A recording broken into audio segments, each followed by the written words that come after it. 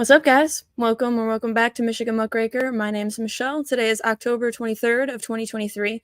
And last week, Monday, I went to the Rogers Dam Consumers Energy meeting discussing the future of Rogers Dam, one of the 13 dams that they are looking to either retrofit, rehabilitate, or remove, which are the three G's that I talked about in the last video, the War on Dams Part 2. This will be my last video on hydro facilities for a little while at least. I think that by the time this video is over, we will both have all the information we need to understand the future of dams in this country and the world, but mostly the United States. So I am going to share what I learned before and after attending the Rogers Dam meeting, which I asked one question, and I was very surprised at the answer I got. And yet I unexpectedly thought I thought it would happen that way, but yet it's still shocked. It was crazy. So I'm going to get into that. And then a spoiler alert for the video. I found a pattern that involves the tribes, the United Nations, and Obama, all related to the dam movement, the hydro facility movement that is occurring right now across the country. So the first article I'm going to jump into is about the Klamath River. Klamath, sorry. I repeated it over and over too. I want to say it with the emphasis on something else, but it's Klamath River. And I want to thank you guys for joining me, by the way.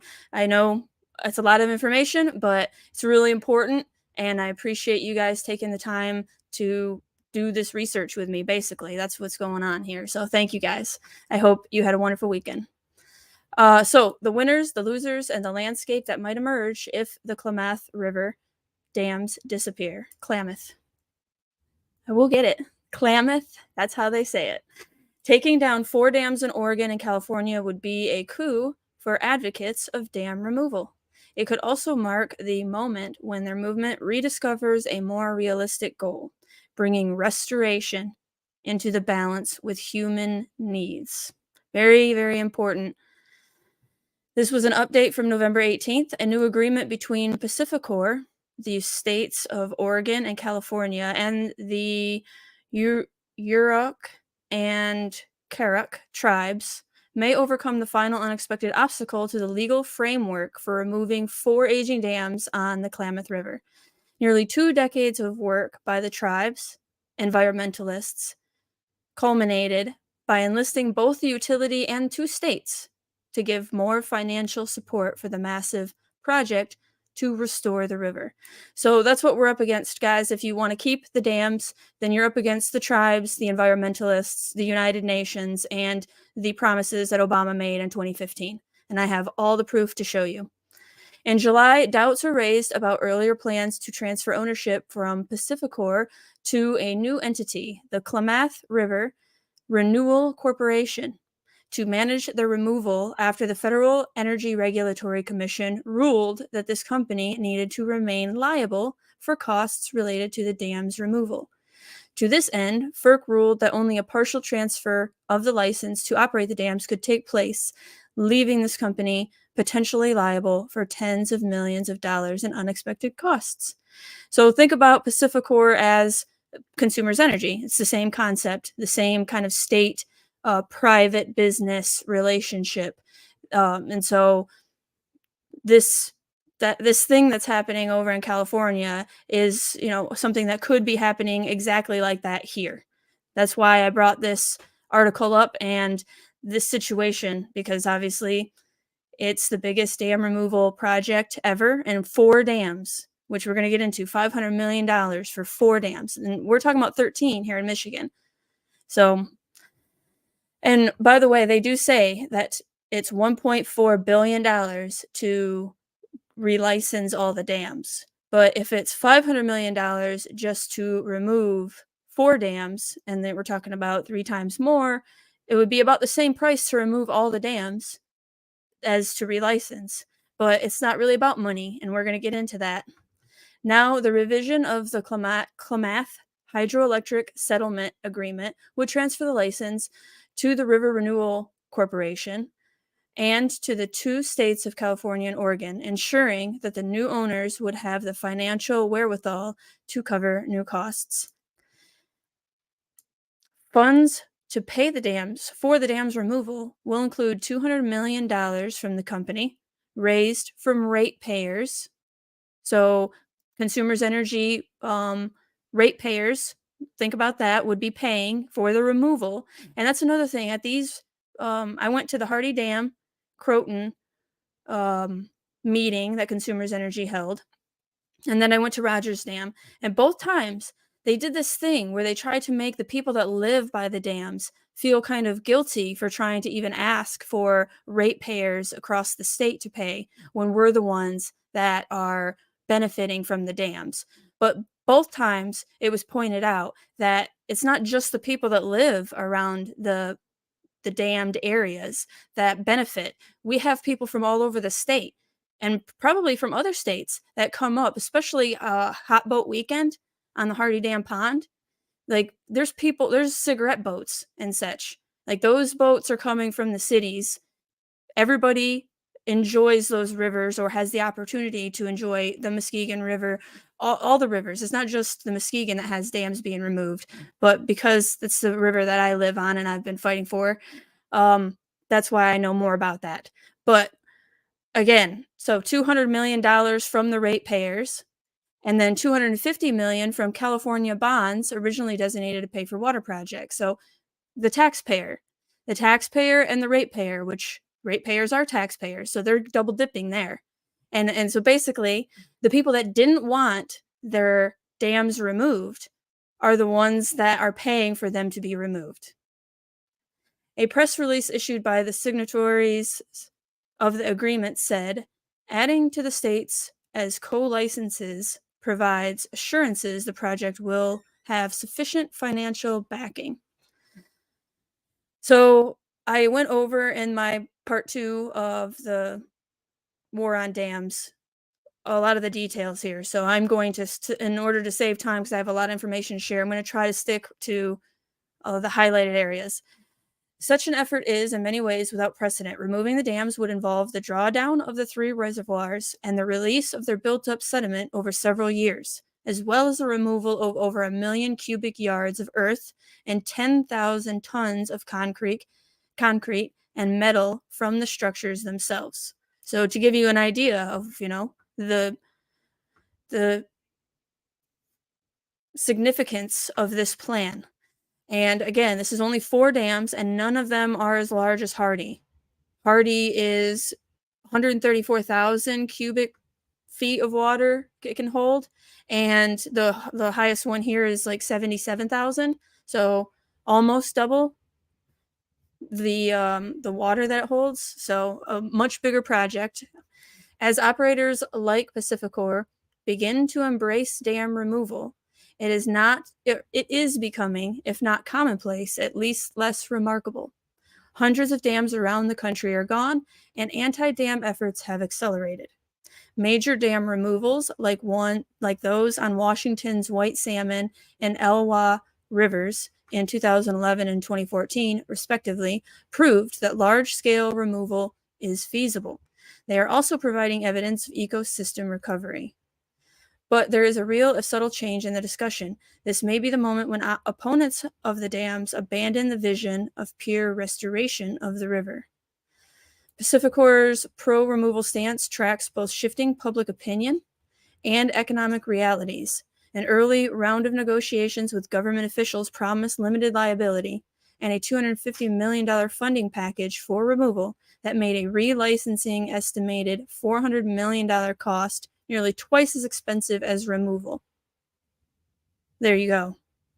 The federal government with their regulations, which is another thing that the Consumers Energy meeting they talked about, was that regulations from the Clean Water Act and FERC both make relicensing extremely difficult. So really expensive, but extremely difficult, which they go hand in hand, right? Pacificor, which has managed the dam since 1961, is now on the hook for just $200 million. By the way, that's Warren Buffett's dam, or his energy company, rather. The current push to eliminate the dams began in the early 2000s during relicensing by Pacificor, a subsidiary of the investor Warren Buffett's holdings group. That moment coincided with major water rights conflict between tribes and agricultural groups. While they continue to generate electricity and store water in 3 reservoirs, they have extremely poor accommodations for fish passage. So that is the number one excuse, but really the tribes being heavily involved is very telling. And that was the one question that I asked. I asked Consumers Energy if they have spoken to the tribes here in Michigan. And they said that they were trying to get a hold of the tribes. They want them more involved. And they were one of the people that were trying to buy the dams, that showed interest in buying the dams. So that was something that I learned with my question. And the reason I asked that question is because of all the research I've done. And I've noticed that the tribes are behind the anti-dam movement, and that the tribes recently have made a commitment to the United Nations, and the United Nations made a commitment to them. So the tribal leaders have made a deal with the United Nations, and the United States of America is honoring those deals. And so all of that is there are variables to the removal of the dam being the most likely scenario, unfortunately. Again, I live next to a dam. I don't want them to be removed. However, the patterns that I'm seeing are, unfortunately, we have an uphill battle if we want to try to keep them. And these individuals, they didn't win, but that doesn't mean we won't. So I'm not saying we shouldn't even try.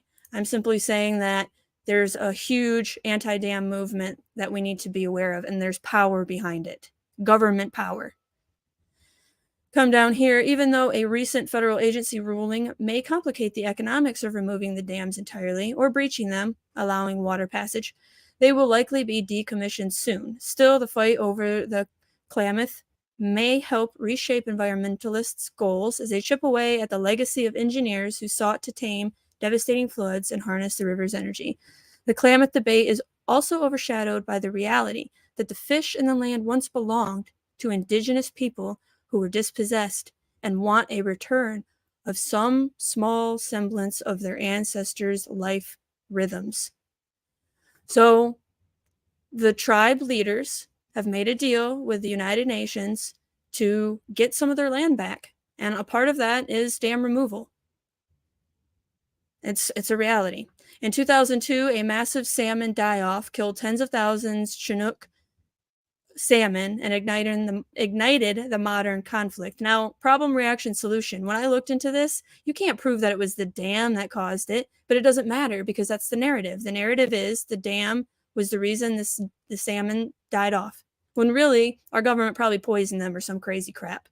Now, that's just speculation, but I'm just being real with you guys that it's something fishy is going on with this. But the fact that they're blaming dams just is, again, problem, reaction, solution, which is what worries me about dams in the future, because these people want the United Nations, the tribes, and the United States government, because they're doing the United Nations bidding.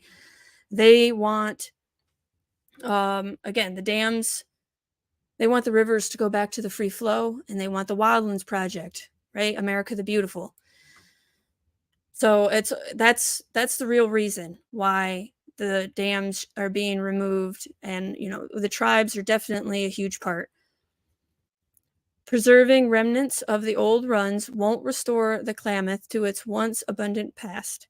The magnitude of the human footprint has become so large it's unimaginable to have a world without us, said Stephen Pine from Arizona State University. Okay, this is the problem. Again, you can see from this comment alone that they're acting as if man is apart from nature, as if this world wasn't made for us to observe, to be stewards of. Like there's this fundamental mindset that the human is like an alien and a disease that needs to be eradicated from the wild spaces, which is a completely false assumption. But it's what these scientists run on, And it's one of the main reasons why they believe they're right in doing this and getting humans off of the land and back to nature only, no humans whatsoever. Now, again, the indigenous populations were promised land, but they made a deal with the devil. And so watch your back. That's all I have to say, because I wouldn't trust the United Nations to give you the land. You make the arbitrary decision to restore it to some point in time, he said, but what are we restoring it to? Restoration should not be the object. His question is, what can we learn from the past that might inform what we want to do next? Removing the dams is not a guarantee of future salmon abundance, but as Moyle conceded, it's the only real option we have. And that's another thing that's echoed quite often, is that after dam removal, everything is, intelligent design, like, takes over and everything comes back, like, basically nature will find a way. Been watching Jurassic Park a lot lately. and and that's, of course it will. It's intelligently designed. If we dam it up, the nature will respond to what we do and will be able to work around it because it's intelligently designed. If we remove the dams, nature will respond and live around it and learn how to live with whatever we decide. Now, again, I am totally for cleaning up our rivers, our oceans, but dam removal is not necessarily the answer. And the only reason why they are trying to say it is because they want us off of this land. And so remove the dams, you remove the reason for being around that area. Saving one part of the watershed's history, local residents argue, means losing another part, theirs. For Rex Casalio, a fourth-generation landowner on the Klamath, efforts to restore the river ignore his family's way of life. For years, he has spoken out against removal plans, arguing that they ignore scientific realities. He and other residents believe that the Klamath, which is naturally shallow and warm, never supported the extensive fish passages and that fisheries scientists describe, and would certainly be unable to if the dam comes down and built-up sediment is flushed downriver. And so there's going to be a lot of human impact, or rather human influence, after the dams are removed for quite some time as well. And it's all part of this inventory, everything, every resource, right? The United Nations has that goal. And so that's what's happening after dam removal. There are scientists that go in and then they start manipulating things. So humans are still manipulating it, just in a way that the United Nations deems is okay. And that's another thing. There's a lot of hypocrisy because dams are allowed some places and pushed in some places and then removed in others. But it's all about shaping the world the way these self-anointed individuals, the central planners, want to shape it. Richard Marshall, president of the Siskiyou County water users, said these concerns are often ignored. He believes tribal groups, who have been more directly involved in negotiations, were sold a bill of goods because the original deal gave them loads of money to restore the river. The current agreement, however, is more limited in scope, with little funding set aside for post-removal remediation. Landowners are furious. It's rage, said Loy Beardsmore, a retired teacher and local activist, threatening to lie down in the road. Part of their frustration, she said, is the belief that if landowners' worst fears come true, and water levels and property values fall while the Klamath becomes clogged with silt, they, unlike tribes, will have no legal recourse. That's so true and so important to understand. What's happening is the people that have the current indigenous population, the people that lived there 4 generations, some of them 7 generations, now they might lose their land in order to accommodate the tribes that lost their land generations ago. Again, I'm sorry that they were displaced like that, but does that mean that you should displace the landowners now? Like an eye for an eye? Is that where we're at? I don't know. I'm just asking the question. But to me, it looks like the landowners are getting the shit end of the stick, and they will They will not have that same legal recourse. They're not protected like the tribes are because of the treaties, even though the treaties are broken. Again, whenever the the central planners want, they'll break the treaty. But whenever they want to enforce it, whenever it's deemed good for their narrative, like now, to push the sustainable development goals, they're using the tribes. So they'll use them and abuse them and then toss them aside.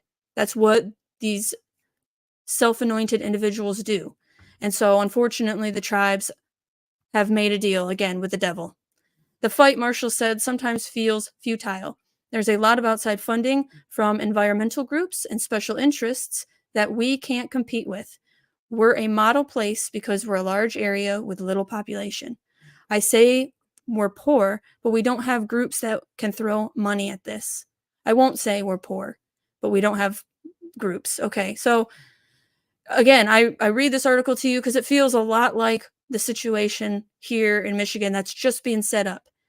And whenever I go to those meetings, by the way, I feel like there is a pre-approved plan, and so does everybody else that I've talked to. Like there's some like they've already know what they're going to do. They haven't told us what they're going to do, but they already know, and they're kind of just easing us into the idea using this third-party company that they use, which has facilitators and use the Delphi technique. Although I don't know if they know consumers' plan. They just go around and they get the data and that consumers wants and presents it.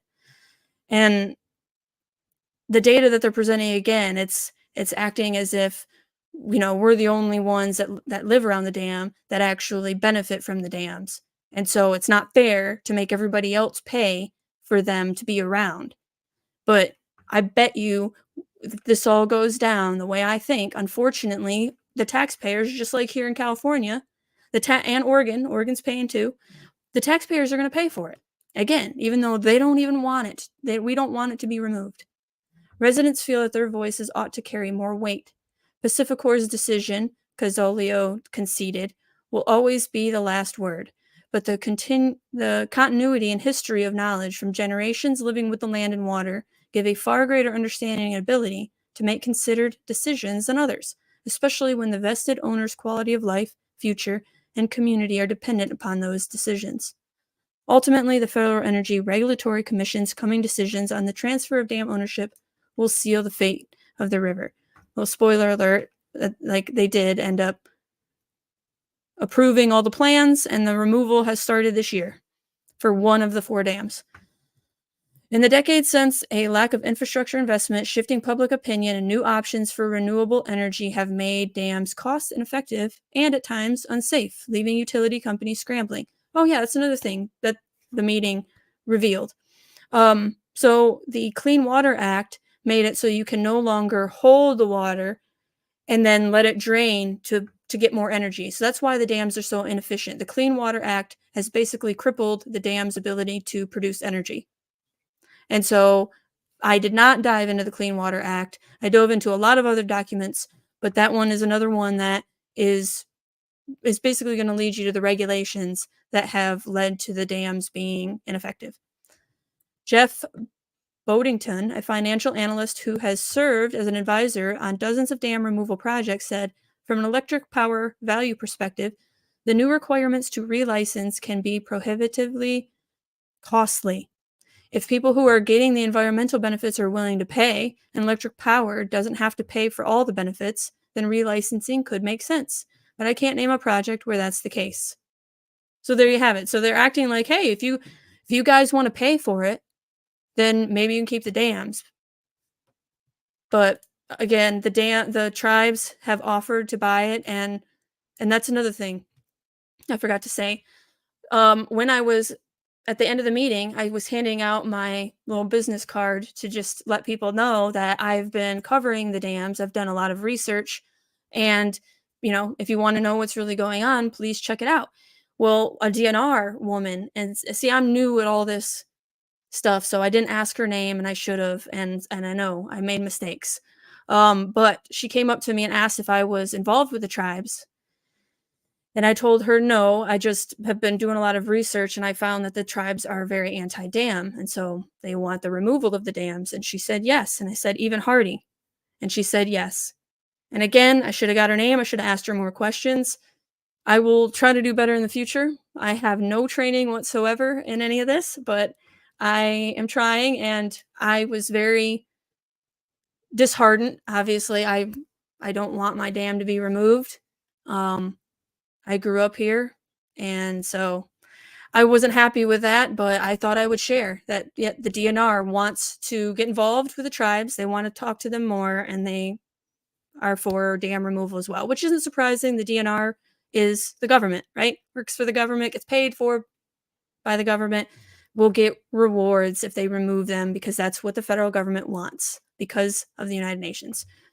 Removal thus becomes the most economically viable option for a private nonprofit like the Klamath River Renewal Corporation, which would inherit the license to operate or decommission the dams. Boatington said securing funding is the key hurdle. The question quickly becomes, do you take the dam away or simply breach it and leave most of it there? The cost implications of which it is are huge. This will absolutely serve as a model for future projects, but it's going to be much more successful if it happens quickly. What matters is being invested in the success of this project, and we're all invested. I will have a link to everything I share with you today, including the actual removal documents, so that way you can look into yourself if you'd like and see exactly the step-by-step process of how they're removing these dams. When dams are removed, the future will not be in the past, nor should it. Dam removal across the West is accelerating. Patricia Limerick, an environmental historian at the United Nations of Colorado Boulder, said that effective change starts at the grassroots level with movements like those of the Klamath tribes. That's why Consumers Energy wants to get the tribes involved, because they want to mitigate as much cost as possible. The tribes have gotten money, and that's why they're able to buy it. Our tax dollars are going to the tribes so they can buy it and remove it.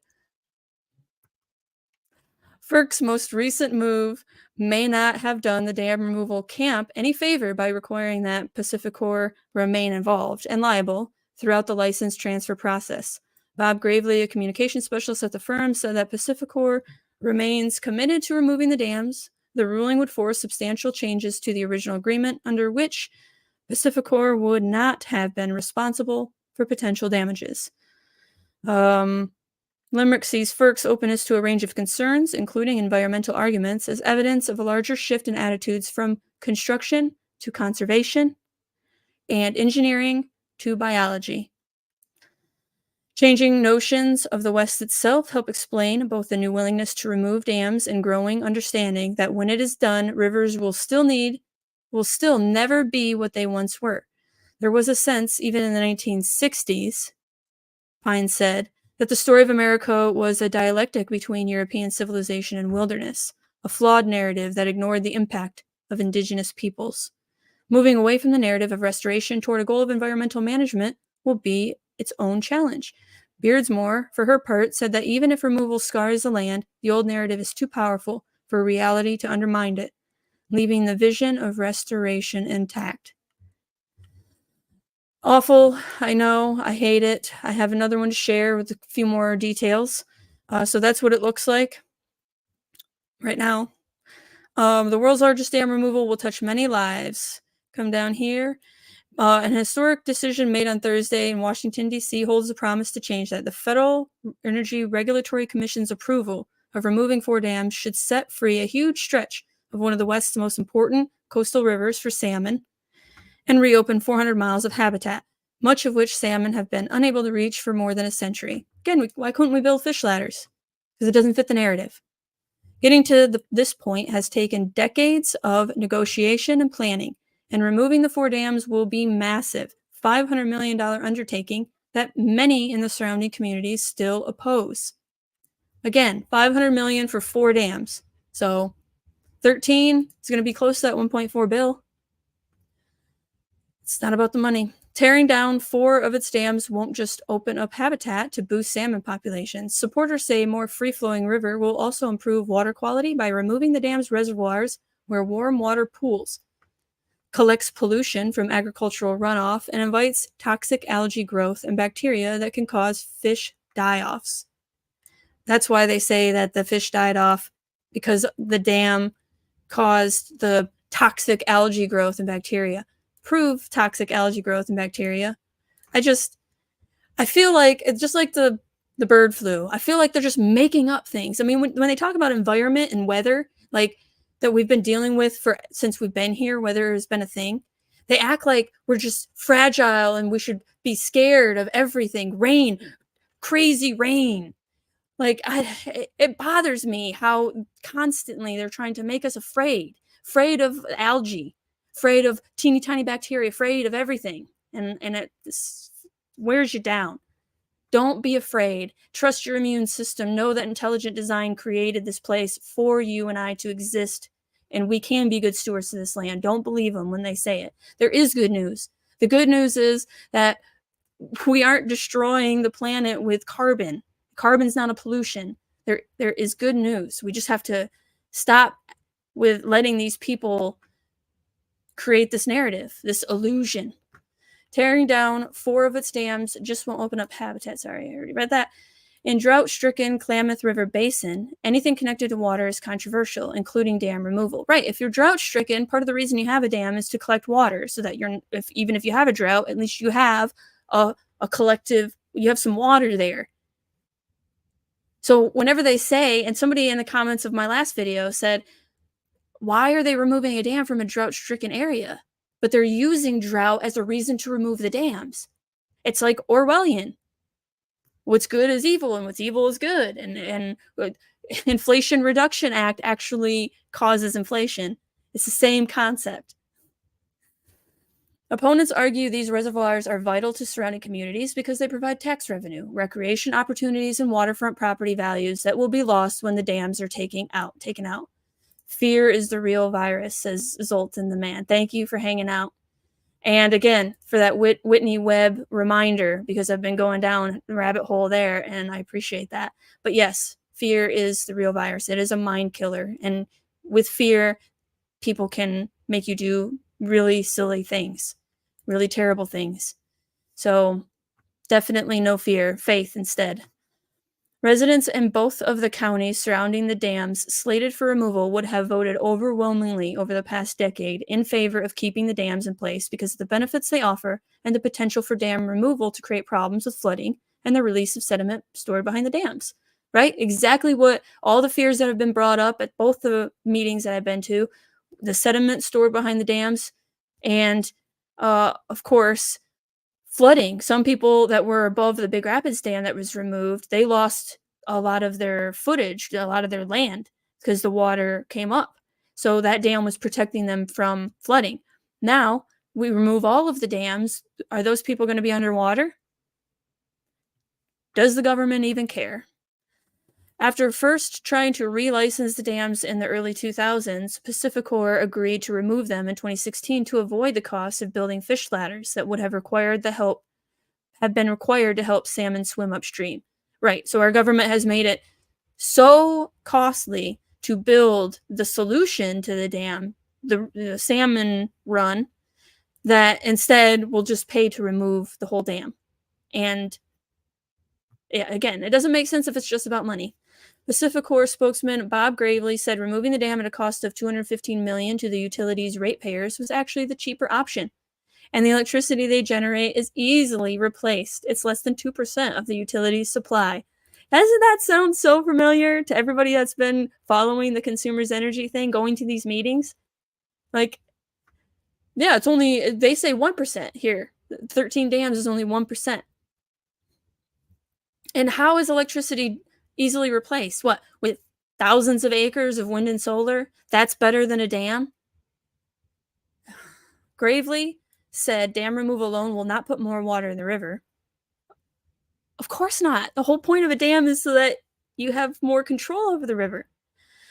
And it won't alleviate the painful water shortages that have worsened with drought over the last several years. Contested decisions over water distribution in the past 20 years have jeopardized the survival of protected fish and wildlife and the livelihoods of local farmers and ranchers.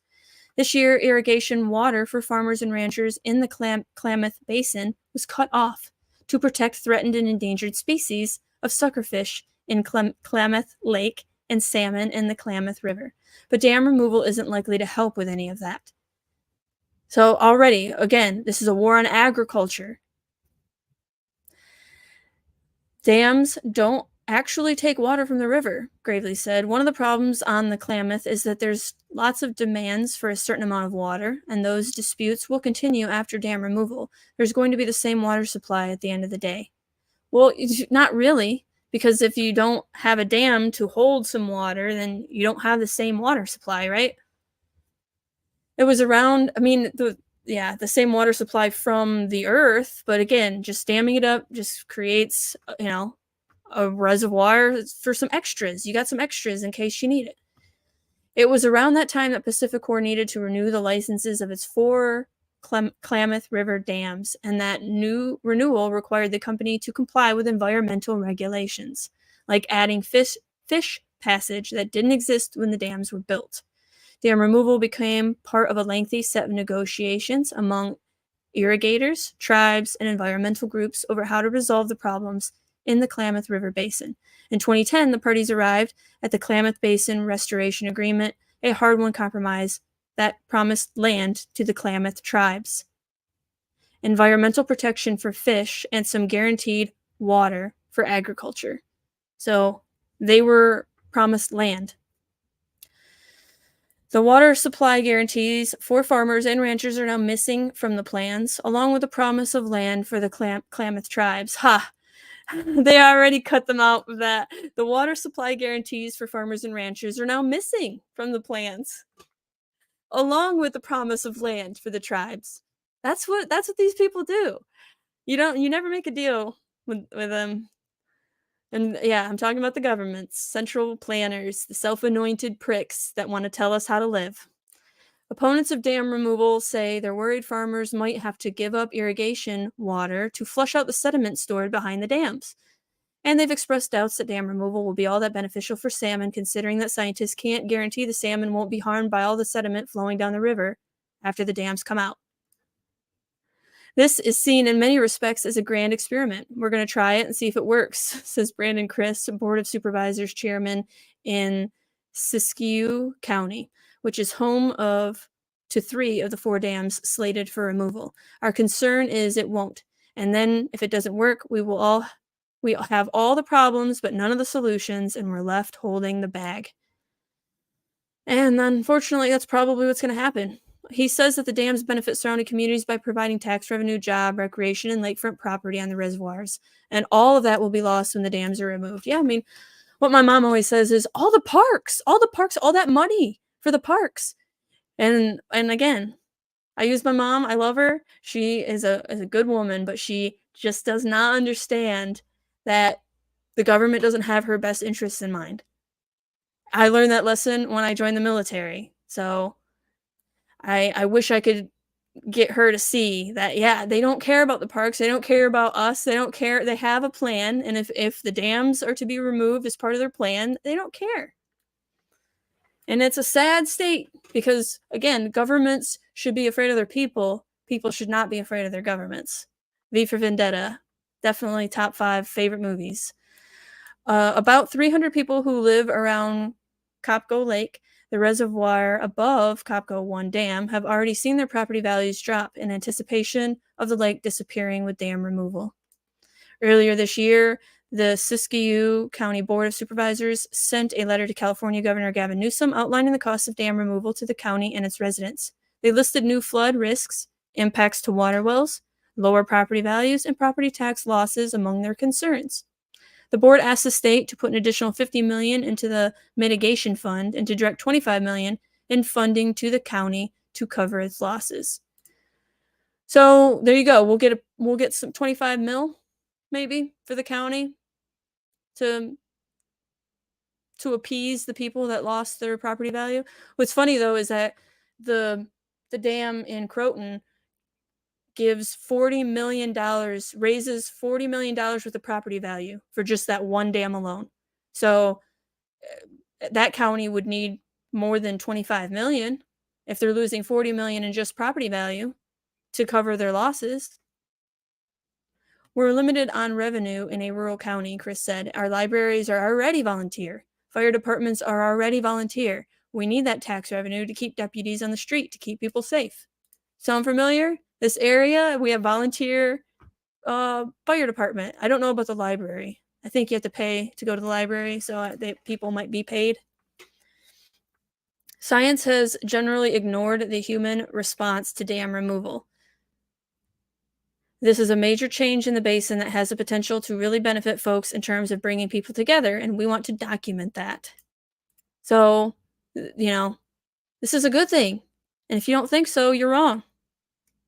We thought we're going to be watching the decline of our river for another 50 years. This is the tribal. A small group of tribal members headed to a gravel bar in the Klamath River afterward to sit around a fire to talk about their disappointment.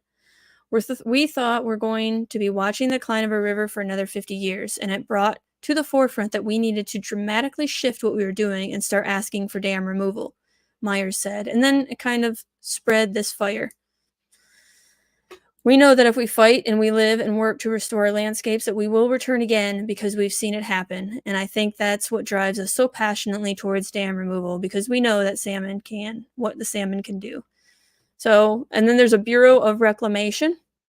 That's California, but look out for that because that would be very concerning. All right, so this is Why Are Taxpayers Footing Klamath River Dam Removal Costs? Came out 2020. Quickly have a few things, very short. Decades of political conflict over the fate of 4 obsolete dams reached a turning point last week with a multi-party 2-state memorandum of understanding to remove them in hopes of restoring salmon runs. All for the fish and really the tribes. California Governor Gavin Newsom, Oregon Governor Kate Brown, heads of 2 Indian tribes that depend on the river for sustenance, and an executive of Warren Buffett's Pacificor that owns the dam announced agreement on a $450 million removal project. Right. The fish will presumably prosper. Presumably. Because they don't know. Indian tribes who live along the river have long complained about the dams choking off salmon runs, and their complaints finally began to register a couple decades ago as the dam's federal licenses neared a 2006 expiration date. Pacificor said it would seek license renewals, but that appeared to be a political ploy, given the dam's age and relatively small output. It was fairly obvious that threatening renewal might persuade state or federal officials to intervene with demolition money. So I have this highlighted because is that what is going on with consumers? Are they, I know that some of the regulations state they have to come up with all the things that they're coming up with, talking about local groups that will work and have the meetings in the future. If they use the word champion, you better watch out, because that is a new key word. The World Economic Forum has a new champions, and it's local. They're supposed to work locally to push forth the United Nations agenda. So if you hear champions, know that that's a UN agenda. Opposition from the tribes and anti-dam environmental groups made removal of the dams a cause to celebrate, and in effect bolstered Pacificor's unspoken effort to shed 4 white elephants. Wow. Removal was to cost $1 billion with 3-way financing division. The federal government would put up half the money, and Pacificor and California state government would split the remainder. Congress balked, they didn't want to pay it, so now it's just on the state. Which, again, should I be paying for the removal of a dam over in California? Absolutely not. Pacificor had virtually no chance of relicensing the dam and would have been on the hook for their demolition. Instead, Buffett's company and its customers in other states get a $250 million gift from California taxpayers. So, thought I'd share that because that's probably what's going to happen with our dams. Now, this is a really quick video from American Rivers, which is one of the organizations, the NGOs, that came up with the 3 R's and all the dam regulations with the uncommon dialogue from my last video. So this is just to give you an idea of how they really feel and what's going on. I'm standing on the banks of the Klamath River, and this will be the world's largest river restoration project, as over this year and next year, we remove 4 dams on the Klamath. It will be the leading effort of a national renaissance of removing dams across the country, because we right now, with climate change, with the loss of species throughout the country, and with environmental injustice, we need to be removing many outdated, unsafe, unused dams in this country so that our rivers are healthier for the future. Fortunately, so many of the dams that we take down each year are not this size. Many of the projects that we do undertake throughout the country are much smaller and frankly quicker and less expensive. We are restoring the flows in this river. We're bringing a river back to life. We're going to have a healthier, better for the economy, better for the community area. And so we're bringing this river back to life. So for me, it's a really hopeful moment. And that's how a lot of them feel. It's a really hopeful moment. This is just going to show you what it looked like before and after for the Elwha Dam. Generate electricity, but the dams blocked the passage of fish, and salmon virtually disappeared here. After nearly a century, That's what it and looked like bolstered before. by changing environmental regulations, the local tribe and conservationists won a long battle to remove the dams, and by 2014, the river was able to flow freely again. The Elwha. There it is. There's what you can expect. Look at that. Once all this was water, and now it's all sediment. And the fish are supposed to go up this. This is supposed to be better. Its former reservoirs became a unique laboratory to study river behavior and the regeneration of species. One big question: would salmon, known for returning to their birthplace, venture into the newly available river habitat? In the case of Chinook salmon, it was literally within days of the final blast. The first fish were observed upstream within a matter of days. For the intrepid fish, what they found was not always ideal habitat. A century of dams and logging had degraded river conditions. Mike McHenry manages fish habitat for the lower Elwha Klallam tribe. He and his team are adding logs to tributaries to improve fish conditions.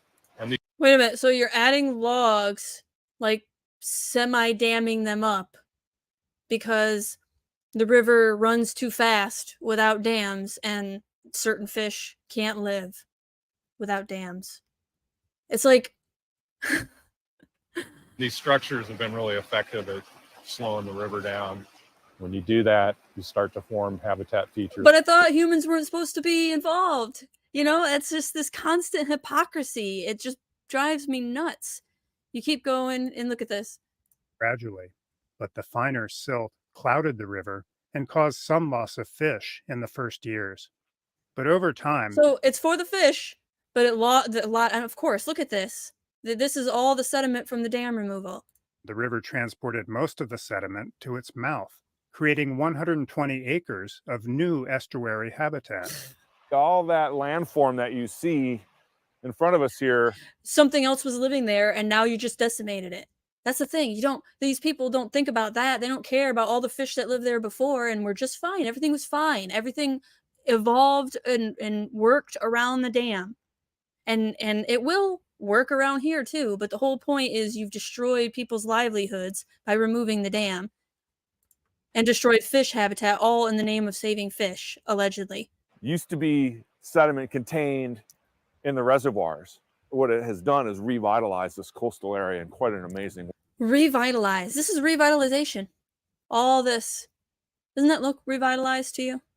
Way, and created a lot of new habitat and a lot of biological activity. You see all the gulls, there's shorebirds, there's seals that kind of come in here. There was already birds, shorebirds, because the shore is there. So you acting like this sediment brought in the shorebirds.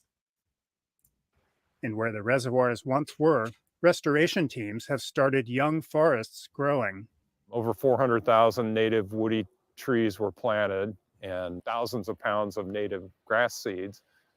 And we also got natural revegetation. All right, so yeah, that's the main thing I wanted to share. Right here is the project details. Again, I'll have these down below. I'm not going to dive into those. But if you want to see exactly how they're being removed, so you could get an idea if you live next to a dam, how they might remove it near you. This is more Michigan focused, and I'm not going to go through a lot of it, but this is Restoring Aquatic Ecosystems in Northwest Lower Michigan, October 4th of 2022. Nature Change is delighted to announce the release of a new documentary film about the restoration and protection of rivers and streams of northern and lower Michigan. Created by the Nature Change team of filmmakers, Restoring Aquatic Ecosystems has broadcast for the first time public television October 2nd, 2022. This new hour-and-a-half documentary shines a light on Michigan's first Indigenous-led, multi-agency collaborative created to restore and protect the ecology of streams and rivers across an entire region. When I found this, again, I was surprised and yet not surprised. I'm always glad when I can find what I was looking for, and yet it's disheartening again because I don't want my dam removed.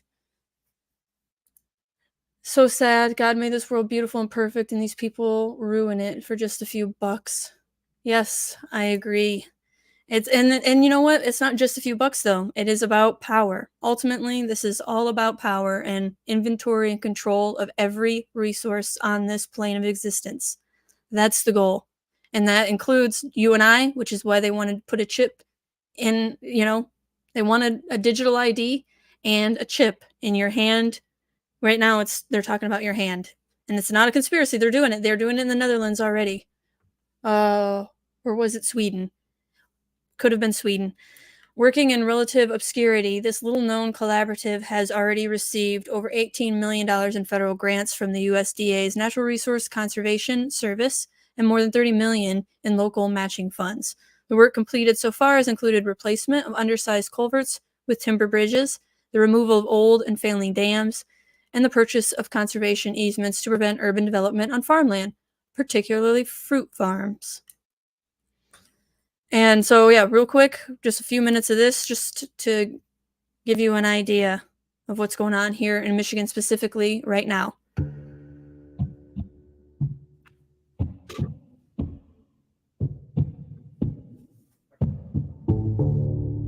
How long could your body function if something constricted all your arteries? That's what's happening in our environment to the rivers and streams that are the lifeblood of Michigan's ecosystems. Music, you like how ominous? Can we restore the free flow of these rivers and streams? Can we heal the damage? And who has the power to undo what's been done?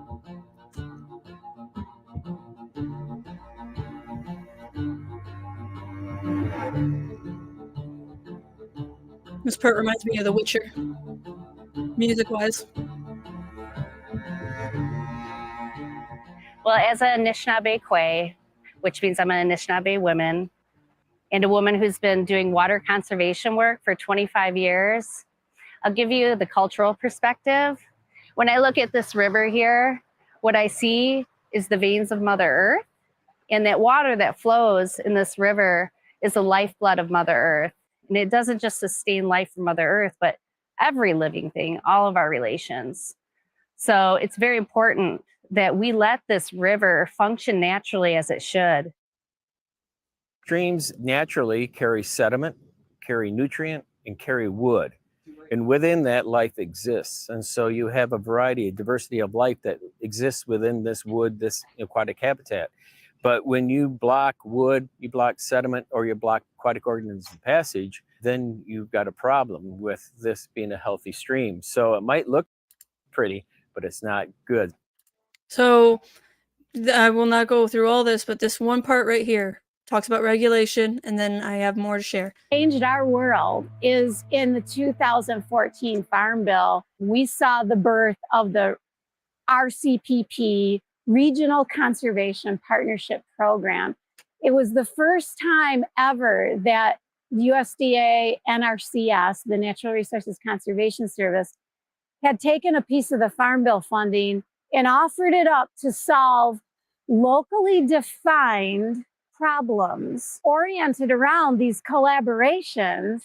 The partners knew and trusted each other for decades. We have the partnerships in the commercial or private side with private engineering firms. So the large infusion of funding that came with that program really gave us some traction. So there you have it, which is only one of the reasons why I say thanks, Obama. on the thumbnail of this video, because Obama is responsible for the 2014 Farm Bill Act, although Trump did sign it in 2019 as well, because every 5 years I think it's signed. So thanks Obama for that. Now we have this HR 3742, which was 2020, and I'm just showing you here, beginning of fiscal year 2020, the Secretary of Treasury shall transfer 1 million, or is that a billion? I think that's a billion. 1,300,000,000 from the general fund of the Treasury each fiscal year into the fund for deposit in the subaccount. This subaccount is for the wildlife conservation and restoration. So that is a billion, if I'm not mistaken. I should have looked that up. But $1 billion into this fund shall be used to implement wildlife conservation strategy of a state, territory, or District of Columbia as required under Section 4D by carrying out, revising, or enhancing existing wildlife and habitat conservation and restoration programs. Now, there's a big difference between conservation and restoration.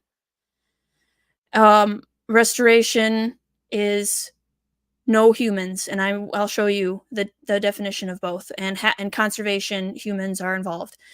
So conservation and restoration programs, and developing and implementing new wildlife conservation and restoration programs to recover and manage species of the greatest conservation need, and the key habitats and plant community types essential to the conservation of those species by determined.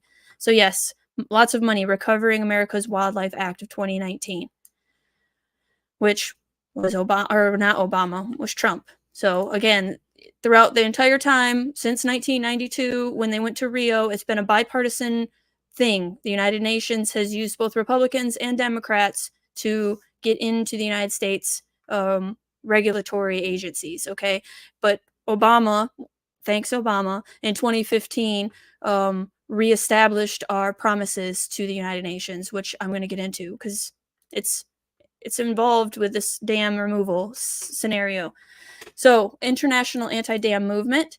This was from Silenced Rivers, the Ecology and Politics of Large Dams from 1996, when all of the birth of this new plan was being implemented in several different ways. Dam builders recognize and bemoan its effectiveness. ICOLD President Wolfgang Percher warned the British Dam Society in 1992 that the industry faced a serious general counter-movement that has already succeeded in reducing the prestige of dam engineering in the public eye and is starting to make work difficult for our profession. So again, 1992, that's when they decided, dams should go in order for the Wildlands project to be pushed forward faster. The earliest successful anti-dam campaigns were mostly led by conservationists trying to preserve wilderness areas. Until recently, resistance from those directly impacted by dams was usually defeated.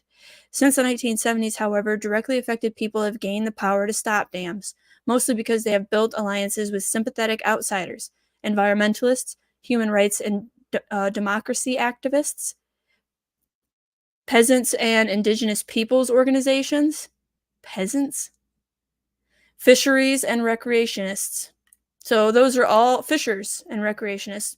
Those are all the people that are allegedly for dam removal. But again, how can you have recreation in a lot of these areas without the dam?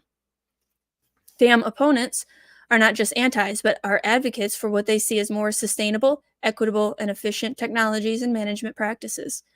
Political changes which would best encourage the preservation or adoption of these technologies and practices have been a central demand of many anti-dam campaigns. Struggles that have started with the aim of improving resettlement terms or of stopping an individual dam have matured into movements advocating an entirely different model of political and economic development. That decision-making be transparent and democratic is now seen by many dam opponents as being as important as the decisions themselves. The clearest illustration of the wider political importance of anti-dam movements is the crucial role that dam struggles played in the pro-democracy movements of the 1980s in Eastern Europe and South America. To many people, large dams have instead become symbols of the destruction of the natural world and of the corruption and arrogance of overpowered and secretive corporations, bureaucracies, and governments. So there's a side that I never expected to see, that dams are actually destruction of the natural world and corruption and arrogance of overpowered and secretive corporations. I never saw dams that way, but there are definitely people that want us to see dams that way. Now this, I'm not going to get into this article, but this is a huge dam, obviously, and it's just one of many that activists have been going against to try to get them removed. The time has come to demolish Glen Canyon Dam. I mean, people have talked even about Hoover Dam, to remove Hoover Dam. So I don't know how far this movement is going to go, how many dams are going to be taken out, but it worries me because problem, reaction, solution, if they really want to motivate people to remove dams, what would you do in order to get that movement started? You know, a year or two ago, the end of 2021, Hoover Dam, there was an explosion at Hoover Dam. And now nothing has come of it, and no information has come about what the explosion was either. So it's something to consider. Was that preparation? I worry about a lot of things. It's like these people will do anything to get their plans going. And so what would they do? That's my question. So this really quick, meanwhile, a new sail-shaped building, Trump Ocean Club, was rising slowly into the sky in Panama City. It was Donald Trump's first international real estate venture. This was 2009.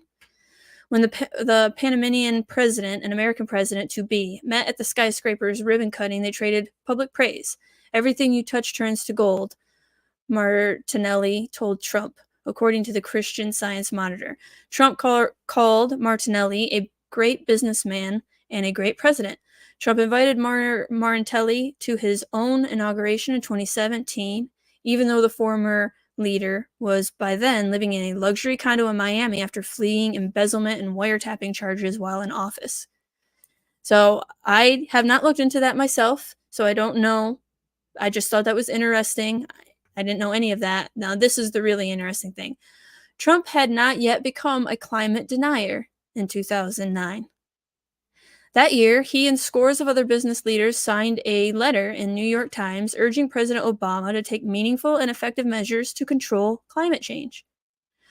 Martinelli likewise had expressed concern about climate change, which he called the gravest expression of a crisis triggered by excesses in the exploitation of resources. So I just thought that was interesting. Trump had not yet become a climate denier in 2009. No, because he wasn't going up for his role in the script to be president. So now when he decided to be the anti-establishment president, now he's got to be a climate denier. I hate that, by the way. I don't deny that climate exists, okay? I deny the fact that carbon is pollution. But that's a whole nother thing. So coming over here, I'll share this down below. I'm not going to watch any of it, but the video, basically shares that there are farmers that live there now that rely upon these dams for their crops. But you come down here and it says the tribes, which depend on the Klamath River, have suffered for decades. The salmon runs continue to get worse. Meanwhile, the farmers in the Klamath Basin seem to be blissfully unaware of how their livelihood impacts entire cultures. Never mind the farmer culture. That's not to be considered, probably because they're mostly white, and everybody knows that white people are the bottom of the barrel, and everything can be done against them, and it's okay for some reason. I'd happily give up the convenience of farmed food if it meant that the tribes could have decent fishing seasons once again. How long are we honestly going to keep treating the indigenous people of the United States as a mere afterthought? So that's just one person's opinion, but that's out there. And again, it's going to harm this group of people and help this group of people. And we're not supposed to talk about the harm that's going to come to this group of people because they're privileged. Even though they're poor. They're in one of the poorest areas in Michigan, but we're privileged. So you come here, and we have the United Nations. Now, actually, the U.S. National Statement of the United Nations Permanent Forum on Indigenous Issues. This was April 17th of 2023. As Secretary of the Interior, I help implement the United States' responsibilities to respect, uphold, and advance our government-to-government relationships with sovereign tribes. Indigenous peoples are experiencing a new era unfolding worldwide. it's being reaffirmed as institutions like the Vatican are rejecting and rescinding the very doctrines used to falsely justify the theft and destruction of our lands, people, and identities for hundreds of years.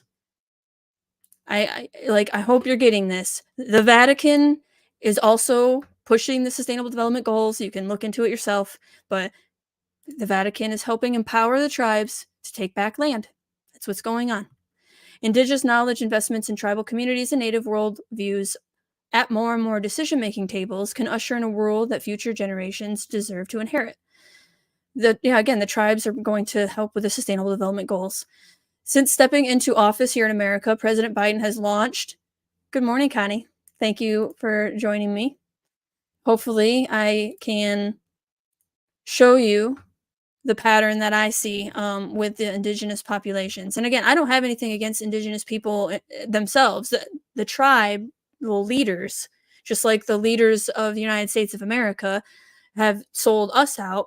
The tribal leaders, I think, have sold out their people and made promises, again, a deal with the devil. So I love all people. I just don't want a group of people from afar telling me how to live. That's basically my biggest qualm with this whole United Nations thing. Since stepping into office here in America, President Biden has launched an all-of-government approach to strengthen Indigenous communities in the United States through improved channels of communication, collaborate with global partners to expand this work beyond our borders, and support key international instruments like the United Nations Declaration of Rights of Indigenous People. A catalyst to this new era was the acknowledgement of just how far and long tribal nations have been left behind. Again, no one will be left behind. The United Nations has said it, and so has Xi Jinping, Biden, Obama probably said it, but more recently, this no one left behind thing, I see it everywhere. It also means making historic investments in Native communities. In 2021, the Biden-Harris administration announced $785 million in American Rescue Plan funding that included $210 million to build capacities in tribal areas, efforts to hire and support school nurses in the Bureau of Indian Education, and recruitment and retention of healthcare professionals. In fact, across the president's Investing in America agenda, through the American Rescue Plan, the Bipartisan Infrastructure Law, and the Inflation Reduction Act, we have invested a historic $45 billion in Indian country in just 20 months. $45 billion. Now, this is all a part of the Wildlands project. They want that. They have given that land to the tribes, but really it's to keep people off of it.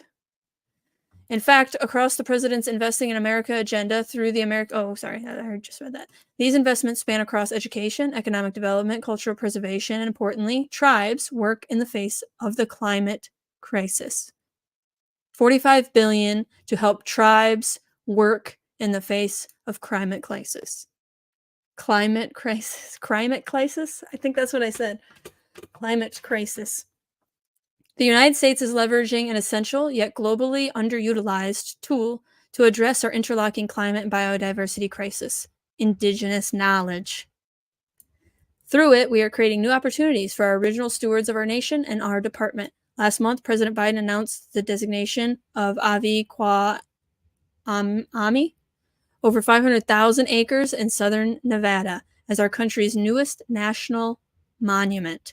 You're going to see a lot of that too. Before Biden gets out, look for huge swaths of land, especially out in the West, that's going to be designated a national monument, and probably using the tribes to do it. But the tribes are just the key.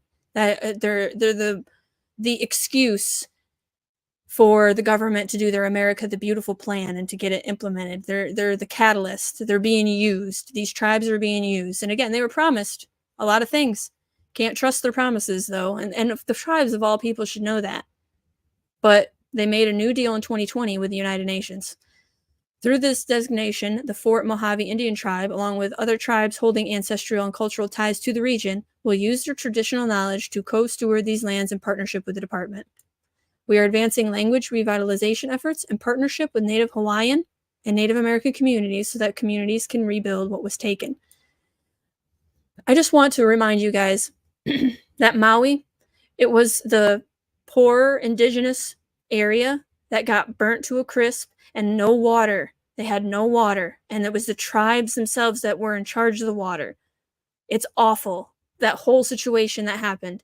And it's out of the news now, but we should never forget it. And I want to keep tabs on it because it was criminal. Everything that happened there, those people didn't have to perish. It's awful.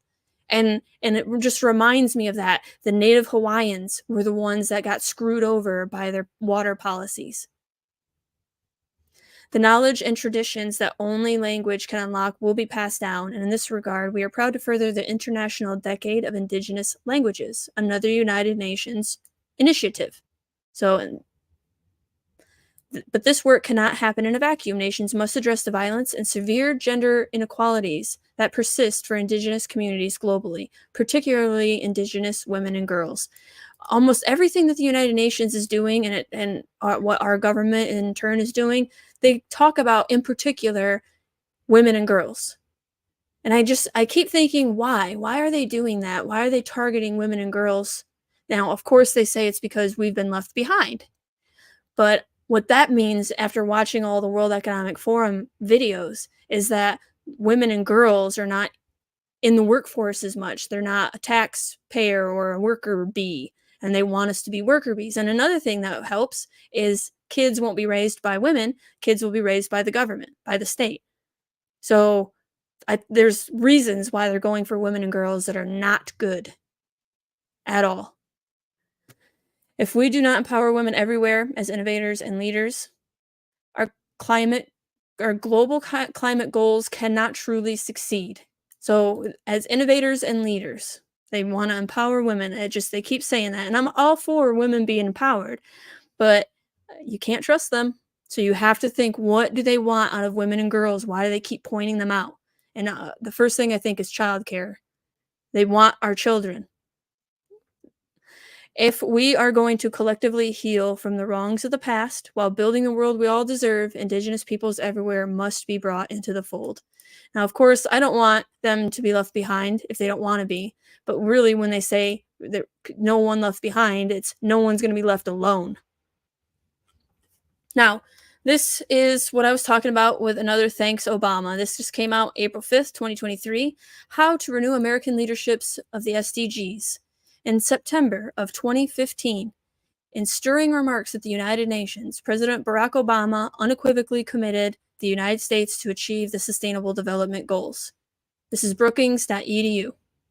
The U.S. government had played a critical role in shaping the agenda and in generating substantial international support, yet the U.S. government has been mostly missing in action ever since. A clear official recommitment to the SDGs by the U.S., manifested by a set of concrete, practical actions, would be an important catalyst in reigniting global progress on Agenda 2030. Select Biden administration officials have embraced the goal primarily for foreign policy purposes. For example, the SDGs were mentioned in the National Security Strategy, but integration of the SDGs into global and domestic policy initiatives is unmistakably inconsistent, even where they are significantly aligned. The SDGs were wholly absent, for example, in the president's recent summit committing to end hunger in the U.S. by 2030, SDG number 2. So think about what this paragraph is saying. Think about this. The integration of the SDGs is unmistakably inconsistent, even when they are significantly aligned. The SDGs were absent when they were talking about ending hunger by 2030, which is SDG 2. What sense does that make? The president was talking about SDG 2. So they weren't absent. The whole speech was about the SDG. And 2030, that comes out of the Sustainable Development Goals. So what you're saying is they're not talking about it enough, but that's the whole purpose of the plan. They don't come out and say, we're doing SDG 2. They just say committing to end hunger. Because if people knew how involved the United Nations is with the United States or vice versa, which again, the United Nations it's not a country. Think about how ingenious it is. It is a group of people, a small group of people, like a cartel, that got together and said, we're going to create new rules that every country around the world should follow. Like, who are these people? They weren't voted by any country. They created their own country. It's almost like the Vatican. The United Nations and the Vatican are two of the most powerful entities in the world. And I can't believe that we allowed that to happen back then. But again, 1913, you had the Federal Reserve Bank. World War II in 1914, World War I, 1914, World War II shortly after that. And then the justification for the United Nations. The League of Nations came after World War I, and it never got put in place, so they needed another war. They did a whole nother war to get the United Nations in place. When you're looking into all this stuff, and I had no idea about any of it, it's crazy what's been happening behind the scenes and what they don't tell you. Obama stressed his whole of government approach in UN speech. This was in 2015. Urged a whole of government approach to international problems, telling the United Nations General Assembly that the military is just one arrow in any nation's quiver. At the General Assembly's opening in New York, the president spoke of the Islamic State. Yes, Yes, okay. There will be threats. There will still be threats and challenges, the president said, but we will be stronger when we act together, he added. And what he means by that is the governments will be stronger if they act together. The United States will do its part, Obama said, as it did in Libya, where the UN-mandated coalition prevented a slaughter. If you know what happened in Libya, then you know that's not true. And in fact, I want to talk about the border sometime, because the United Nations actually has given people debit cards that are coming through the border with $1,000 on them, and they get recharged. Like, why is the United Nations helping people come through our southern border? Like, the United Nations traffics, okay? Allegedly. I say that just CYA, but Libya is now a failed state. There's slavery there. They were doing very well for their people, but the Libyan Gaddafi was actually putting in a gold standard and getting away from the central banks. And that's the truth about what happened in Libya, and why Clinton said we saw he died, or some callous crap like that. And now the country is in disarray, and they were doing very well. So when they say this, that the coalition prevented a slaughter, no, they helped initiate what the failed state that it is now. Even as we are grateful to the United Nations for its efforts to forge a unity government, we will help any legitimate Libyan government as it works to bring the country together. And legitimate Libyan government, who's to decide? United Nations? The Libyans should decide, the people of Libya, and they did. They wanted Gaddafi, but our government didn't, and now he's dead. That's how it works. We also have to recognize that we must work more effectively in the future as an international community to build capacity for the states that are in distress before they collapse. An adequate peacekeeping force. One more thing in this article. Crazy. Part of that is an adequate peacekeeping force, Obama told the General Assembly. The United States will join with more than 50 countries to enlist new capabilities. Thanks, Obama. Infantry, intelligence, helicopters, hospitals, and tens of thousands of troops to strengthen United Nations peacekeeping. It's so dangerous. Again, they're not a country, but now they have a military like a country. They work outside of countries just like the Vatican. These new capabilities can prevent mass killing and ensure that peace agreements are more than words on paper. No, these new capabilities will help with mass killing and ensure that peace agreements that we want are more than words on paper, because we will enforce them. I'm sorry, but this is the truth. You cannot trust the United Nations. They have way too much power, and now they have a military, thanks to Obama, that's beefed up. Now, what happens if there's chaos here in America? The United Nations justifies coming in and taking over because we're so chaotic. Like, I know that might sound crazy, but they will justify anything to do what they want to do. And the fact that they have so much power and that our military is a freaking joke. 65% are obese in the military. I just read an article on Zero Hedge. They have destroyed our capabilities. Now, we have robots and stuff like that. We have direct energy weapons. We have a bunch of technology. So the next war will not be human beings as much as technology, at least for America. I'm sorry I got onto a tangent. Let me get back to this. Nature Action Agenda, World Economic Forum, is a multi-sector movement catalyzing economic action to halt biodiversity loss and enable humans to live in harmony with nature. I bring this up because You come over here to the Georgia Guidestones, which were destroyed, blown up in 2021 or 2022, not too long ago.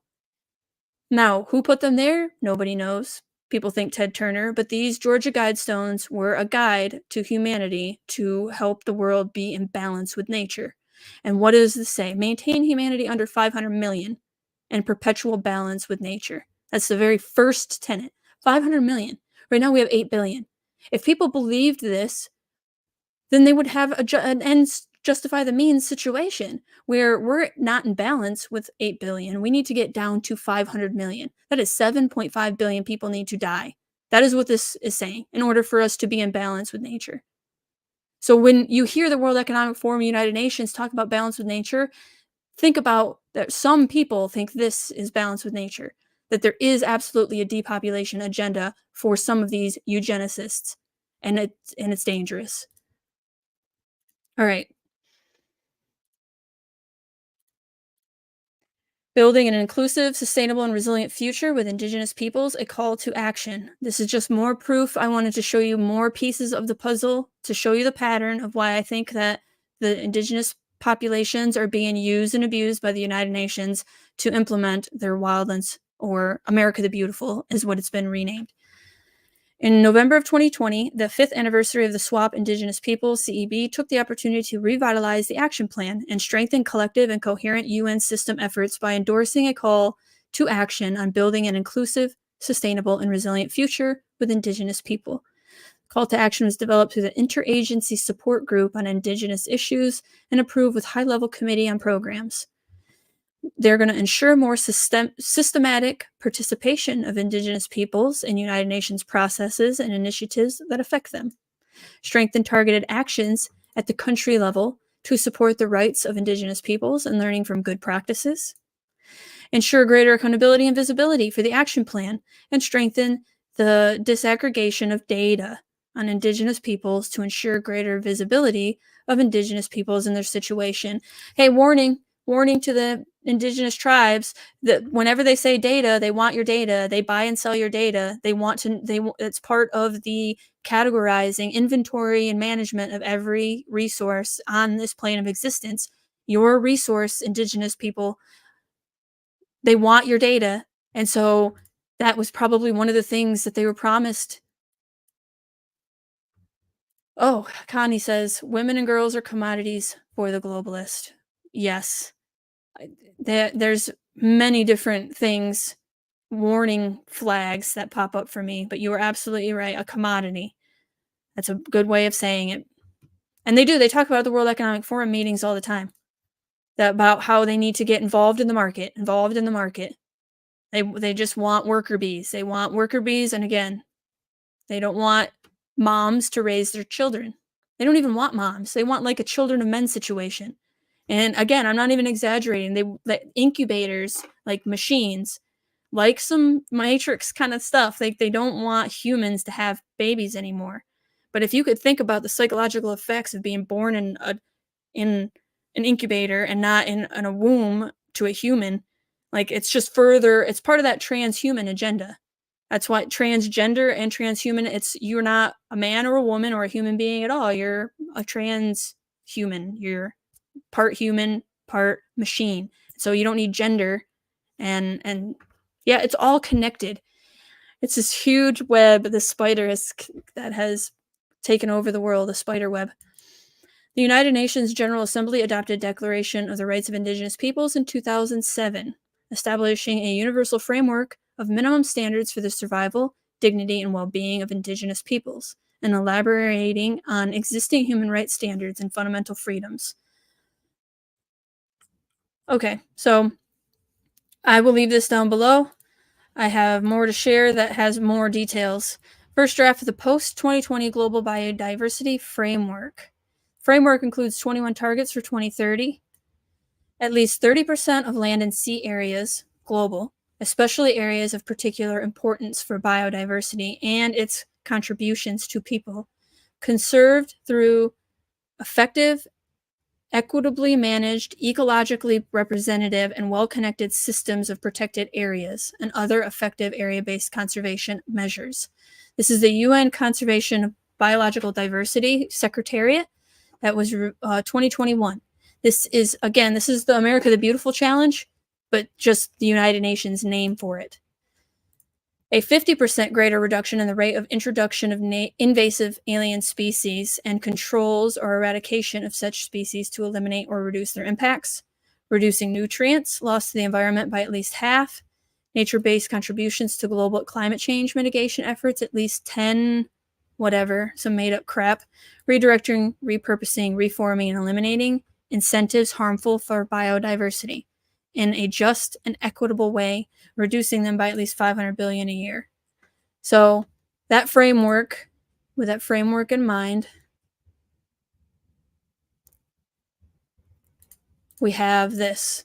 Biden-Harris administration launches a $1 billion America the Beautiful Challenge to support and accelerate locally led conservation and restoration projects. Today, the Biden administration launched $1 billion for America the Beautiful Challenge that will leverage federal conservation and restoration investments with private and philanthropic contributions to accelerate land, water, and wildlife conservation efforts across the country. The America the Beautiful Challenge is anchored by an initial commitment of $440 million of federal resources over the next 5 years to a new public-private grant program administered by the National Fish and Wildlife Foundation that will support locally led ecosystem restoration projects that invest in watershed restoration, resilience, equitable access, workforce development, corridors and connectivity, and collaborative conservation, consistent with the America the Beautiful initiative. The historic bipartisan infrastructure law is a major source of the initial federal investments for the America the Beautiful Challenge. Now, again, we come here, watershed restoration, resilience, and equitable access. That's another thing that I tell my mom. It's not equitable that we live here, even though it was your parents' choices that got you. She helped build the house that she lives in. She's lived here now for over 25 years. And when she was a kid, her 11 brothers and sisters built the box that she lives in, brick box, basically, that she's, made into a home, but it was just a cottage. So my grandparents made a choice to buy land here. And then my mom made a choice to buy the land and raise me here. And so my parents and my grandparents made choices for me to get here. We aren't rich by any means. So to say that it's not very equal, it's not equitable rather, for us to live here is disingenuous, but that's what they think. Everybody should have access to, and they do really have access to it. But again, it's not equitable that I live near the river or on the river. Everybody should have equal access to the river. It's another excuse to get people into a 15-minute city. That's equitable if we're all stacked on top of each other. And then all of us can once a month go to the wilderness areas and enjoy a vacation and get into a wilderness, but everything will be equitable that way. I know, again, my mom thinks it sounds crazy. There's no way it's going to happen, but it's like, that's the terminology they're using. These are just excuses that they're coming up with to make it seem like it's okay that they're doing this. It's for the greater good, guys. Through the America Beautiful Challenge, the NFWF will leverage initial federal commitments from the Department of Interior, Department of Agriculture, and the Department of Defense to raise additional money, philanthropic and private support, with a goal of directing at least $1 billion in grants to communities over the next 5 years. Congressionally chartered entity, NFWF, was nearly 40 years of experience in developing and managing competitive grant programs. Okay. Conserving and restoring rivers, coasts, wetlands, and watersheds. So that is why the dam removal is a part of the America the Beautiful Challenge. They're just saying it outright, right? Conserving and restoring rivers. And we all know what restoring is now after 3 videos. Consistent with the Biden-Harris administration's commitment to honoring tribal sovereignty and advancing equity for Indigenous people, applicants will be encouraged to prioritize projects that uplift tribal and Indigenous-led efforts. So again, it's not equal opportunity, it's equity, which means that if the tribes are being left behind, they need to get a boost to be equal to whatever it is they think is the level. That's another thing, like who's making up these levels? Who decides what is equitable? Central planners. Spoiler alert. Funding will set aside specifically to support tribal nations' effort as well as those of territories. The America the Beautiful Challenge will help mobilize new investments in locally led voluntary conservation and restoration projects across the country while making it easier for communities to access these resources. This new effort responds to the President's call for all of us to do more to conserve our lands and waters for future generations and to ensure that every person in the country can experience the wonder of the outdoors. White House Council on Environmental Quality Chair Brenda Mallory said, "Collaboration with state, tribal, NGO, and private working land partners is an essential part of USDA's successful conservation programs. With strong partnerships, we can more effectively conserve our precious natural resources and lands and expand access to those national treasures for underserved communities." That was the Agriculture Secretary, Tom Vilsack. Come down here, Department of Agriculture, $10 million in grants to improve water quality or restore fish passages, $5 million in grants to increase private landowners' participation in priority conservation areas. So somebody like Bill Gates, who has tons of farmland now he can go and get a $5 million grant to increase his private owner participation in conservation areas. Do you think he's not going to do that? He bought the land and now he'll take some of our money and say, yeah, I won't let anybody on it. Today's announcement comes as the White House released a bipartisan infrastructure law rule playbook to help state, local, tribal, and territorial governments in rural areas unlock the benefits from the historic investment in our nation's infrastructure. Hey guys, congrats if you live in the rural area and you want to get away from central planners and government and everything else. Well, they have an infrastructure law rule playbook to help so that you don't get left behind. I just want them to leave me alone. That's why I went out to the country. I don't want your freaking playbook. I don't want you to come help me do anything. Just leave me alone. But no, you won't. You won't leave me alone. So, lesson 3, the Wildlands Project. This was all the way back in 2013, but this original Wildlands Project was, I think, 1970s was the very first. But then 1976. All right, so land, because of its unique nature and the crucial role it plays in human settlement, cannot be treated as an ordinary asset, controlled by individuals and subject to the pressures and inefficiencies of the market. Private land ownership is also a principal instrument of accumulation and concentration of wealth, and therefore contributes to social injustice. If unchecked, it may become a major obstacle in the planning and implementation of development schemes. Social justice, urban renewal and development, the provision of decent dwellings and healthy conditions for people can only be achieved if land is used in the interest of society as a whole. The preamble to the Vancouver Action Plan approved at Habitat United Nations Conference on Human Settlements, 31 May of 1976. So, United Nations Conference on Human Settlements, something I should look into and do a deep dive in, but this gives you an idea. We hear social justice all the time, urban renewal and development. It's basically saying, yeah, private property is not equitable, guys. It's not. But it should be about our choices. But again, we're not going to get any damn choices in this world that they're trying to build for us. Pun intended. We're not going to get any damn choices. Pun intended. This quote is compelling evidence that the goal of the United Nations is to eliminate private property around the globe in order to use it for the common good. The only thing different today than 40 years ago is that the rate at which land is being taken from the American citizen and the number of ways this is made to happen. Through many venues, including but not limited to local, state, and federal regulations and programs, private property rights of rural landowners are incrementally taken, stolen. This is in compliance with the Biodiversity Treaty, which is one of 3 treaties foisted on America at the Agenda 21 conference in Rio de Janeiro in 1992. The treaty, while not fully ratified, is being implemented through the executive branch of government.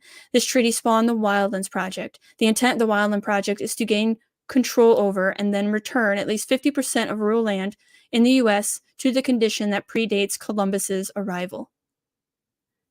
The strategies used to remove the landowner from his land include, but are not limited to, the following.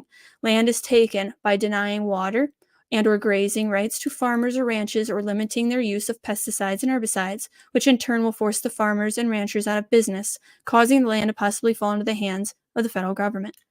When wilderness areas, parks are established, not only the land is out of production, but the mineral resources underground or forest above can also be made off limits for development. By expanding the legal definition of a wetland, by making any trickle of water or puddle a wetland, the EPA can prevent the development of land and all of the land around it. This makes the land worthless and easy to acquire by sundry entities, including the government. That's what happened to M.I. Gardner.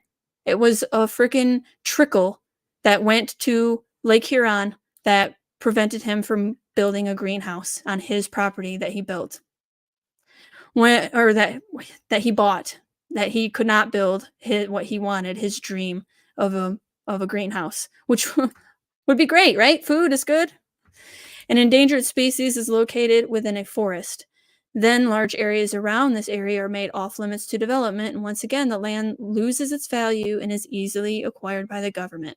And this is the one that I try to warn my parents about. We are going to lose the value of our land if that dam goes away. And then what? It's getting more and more expensive because they're putting more and more permits and stuff on people. They're talking about making septic regulations, right? Which would cost money, basically pricing us out of this area slowly, incrementally. Because this evil takes its time, has a plan, and has been working on it for 100 years, at least. 1913, again, the Federal Reserve banks want to control the world by the direct taking of land through eminent domain. When Road RIP, a non-governmental organization, was created for the sole purpose of removing existing roads and preventing the construction of new roads into wilderness areas, then humans are locked away from land that was once served by roadways. That video that I showed you earlier, that I just played a few minutes of it about Michigan, a lot of that is not just about dam removal, but about roads that are going over rivers that have to be gone. There's too many roads going over rivers. This is part of it. These are all just steps to get us into the city where we can be easily inventoried, controlled, managed. We are sheep to these people, and calling the herd is not outside of the bounds of ration. It's rational, right? If we need to manage, it's better for the herd to be smaller. It's sick because we're obviously not sheep. We're human beings too. But they don't act like that. They don't think of us like that. And we need to start acting like human beings and saying, no, we're not gonna follow your man-made plan. Okay, there are God's laws and there's man's laws, and if man's laws are corrupted, then God's laws go into place. And that being, we each have a soul, and that we should treat each other as if we each have a soul. That's why slavery is wrong, is because God gave each of us a soul. We each have a little piece of divine or what have you. So human beings good, okay? That's my position until I die. Human beings can do good and be good, and this was meant for us, not we need to be depopulated. When urban boundaries are created around a town beyond which development may not occur and or utilities may not be provided, this will destroy the economic value of rural lands around the town. Comprehensive land use plans in existence today and their policies are creating this scenario. When the government declares land part of a flood plain, then forces the homeowners to give up their homes. The homes are then destroyed and the land is not allowed to be developed. The government gets a twofer if the land is along a river. Then not only is the land off limits to development, the government has total control of the river and the priceless water it contains. When a land trust purchases private property rights from a landowner for promises from the landowner to do certain environmentally friendly things, in return the landowner and his heirs are then able to stay on the land in perpetuity. That's what's happening with solar and wind. Unfortunately, over time, the land trust may make more and more environmental demands on the landowner until the landowner can no longer make a living off the land. With all the restriction placed on the property, no one but the government may be willing to buy it. These agreements are called conservation easements. Have you guys heard of conservation easements? President Obama has greatly advanced the locking down of rural America through Executive Order 13575 with its far-reaching consequences. I have not looked into that exact executive order, but it's another rabbit hole if you want more details and more information on how they're screwing us over, taking our land and rounding us up into cities. It's all there. Just takes hours and hours and hours of research, but you know, it's important. This is our freedom that's being taken away, right? Private property. Executive Order 13575, which was signed in 2011, created the White House Rural Council. This council requires every federal agency in the U.S. to oversee all the food, fiber, and energy needs for all the rural sustainable communities. This is why they keep trying to get all the local farmers markets to get a digital ID type of thing, an app to make it convenient, an app with your QR code so that you can keep up with your local farmer. But what they don't, the local farmer or, just a person growing food for the farmer's market, they don't realize that they are being tracked and monitored. And if the government knows every single farmer's market supplier and can manipulate them in some way, like that's so much power in the hands of a small group of people. The council requires every federal agency in the U.S. to oversee all food, fiber, energy needs for all the rural sustainable communities across the U.S. This EO affects 16% of the population. It is worth spending some time discussing some of the key plans of those who put the sustainablist agenda and what they have in mind for vacated rural land. If a very large area, usually at least 5,000 acres of land, can be freed from human activity, then a core area can be created there. This is where the large predators like wolves, cougars, grizzly bears, etc. have been or will be reintroduced. See, this is what's going to happen. We're going to be in the cities, okay? And then there's going to be a buffer zone, and then there's going to be an area where we human beings cannot go. Now, I'm sure Bill Gates or, any of these elitist pricks will be able to pay for a pass in order to go and enjoy these core areas. But us plebs that won't have any money won't be able to pay for the carbon footprint offset or something like that. We will be stuck either in the city or maybe we can go to the buffer zone. That's where all the plebs will go. The human-free land that connects the cores are called corridors. Around the corridors and cores are buffer zones where only human activity compatible with protection of the core reserves and corridors would be allowed. Mission statement of the Wildlands project. As the carnivore population increases, it may become necessary to enlarge the core areas and consequently also sow the buffer zones to meet the increased range needed for the carnivores. This process of relocating the human population in order to create a habitat for wildlife is called the Wildlands Project. Now, again, it's been revamped. It is now America the Beautiful Challenge. It's just been reworded. This plan for where to relocate humans in order to create the cores, corridors, and buffer zones began in the United States several decades ago. We know this because in 1994, the U.S. Senate was scheduled to ratify the Biodiversity Treaty. During that year, Dr. Michael Kaufman pounded the Capitol with emails and calls, and before ratifying the Biodiversity Treaty, Dr. Kaufman presented a copy of the biodiversity map to a senator, who showed it to the Senate. The Senate Majority Leader took the treaty off the calendar and it never ratified. Who says one person cannot make a difference? In 1994, the first time the biodiversity map was presented to the general public was almost 20 years ago. Since then, the sustainabilists have been very busy thinking and rethinking the best way to work around the Congress to implement the unratified Biodiversity Treaty and keep the Wildlands Project advancing. So, you want to Google America 2050 megaregions and take a look at the possible updated version of 1994 Michael Kaufman map, which I have talked about. Transportation sector is heavily involved in this too. So, Ohio, right? East Palestine, Ohio. That area is going to be blighted and the government's going to get that land cheap. And that's all a part of the mega region that will have the EV corridor, all the EV battery manufacturers and everything to make EVs will be in the Midwestern region. So I have a whole video on that. These plans, George Washington said property rights and freedom are inseparable. And he is absolutely right. John Adams, property must be secure or liberty cannot exist. And so I bring this warning to you, and the dams are a part of it. And I would like to share real quick. This is the United Nations Declaration of Rights of Indigenous People. And I have a few things noted here that I think are just important to understand. Again, I'm just showing you all the puzzle pieces of the pattern so you can see for yourself what I'm talking about. Affirming that Indigenous peoples are equal to all other peoples while recognizing the right of all peoples to be different, to consider themselves different, and to be respected as such. Affirming that people contribute to diversity and richness of civilizations and cultures. Concerned that Indigenous peoples have suffered from historic injustices as a result of inter alia, their colonization and dispossession of their land, territories, and resources, thus preventing them from exercising, in particular, their right to development in according with their own needs and interests.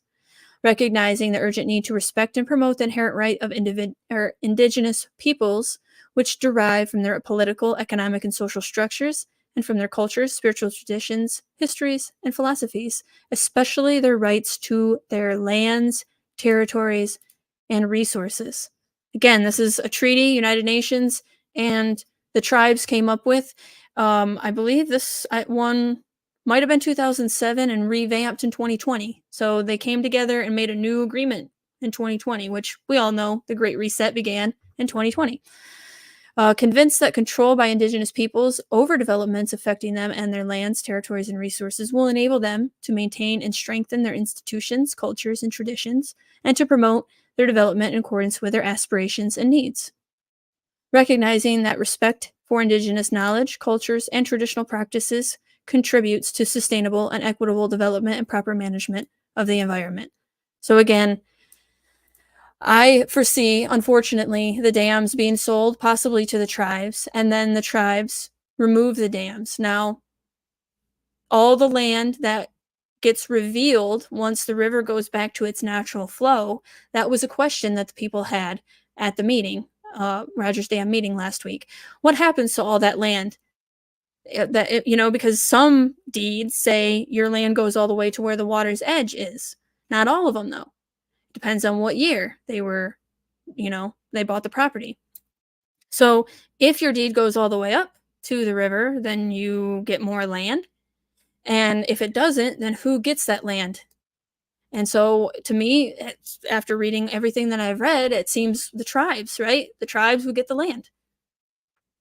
That's what we're looking at. Either the government or the tribes, but it's one and the same at that point because they've made a deal. Emphasizing that the United Nations has an important and continuing role to play in promoting and protecting the rights of Indigenous peoples, believing that this declaration is a further important step towards recognition, promotion, and protection of the rights and freedoms of Indigenous people, and in the development of relevant activities of the United Nations system in this field. I don't know if it's in this one, but the tribes commit to promoting the Sustainable Development Goals. Recognizing that situation of Indigenous peoples varies from region to region, county to county. Following United Nations Declaration of Rights of Indigenous People is a standard of achievement to be pursued in the spirit of partnership and mutual respect. Partnership. And they have several things here, but come down here, any action which has the aim or effect of dispossessing them of their lands, territories, or resources. That can't happen, basically. But I highlighted this because you potentially will be dispossessed off of our lands and territories and resources if the dams are removed. But again, we don't have the same protections, just like that article said, the Californians. They said we don't have the same protections as the Indigenous. And this is further proof. Indigenous peoples shall not be forcibly removed from their lands or territories. No relocation shall take place without the free, prior, informed consent of the Indigenous peoples concerned and after agreement on just and fair compensation, and where possible, with the option of return. So why is this in here? They can't be forcibly removed. Is there some plan to forcibly remove people from their lands and territories that now the Indigenous peoples are exempt from because they made a deal with the United Nations?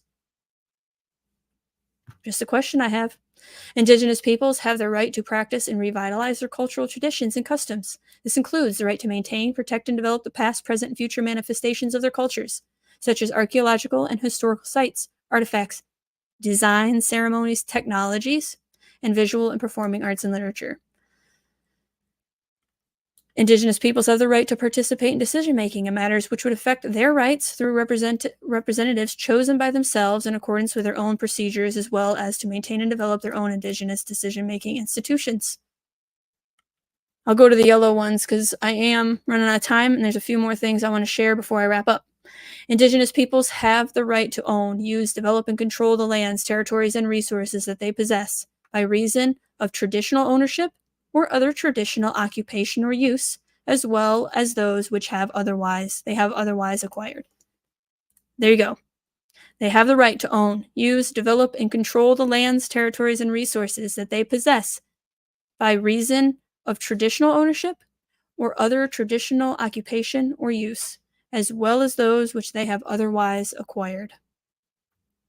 Like buying them with our taxpayer dollars through a grant. Indigenous peoples have the right to redress by means that can include restitution or, when this is not possible, just, fair, and equitable compensation for the lands, territories, and resources which they have traditionally owned or otherwise occupied or used, and which have been confiscated, taken, occupied, used, or damaged without their free, prior, or informed consent. A lot of different power here.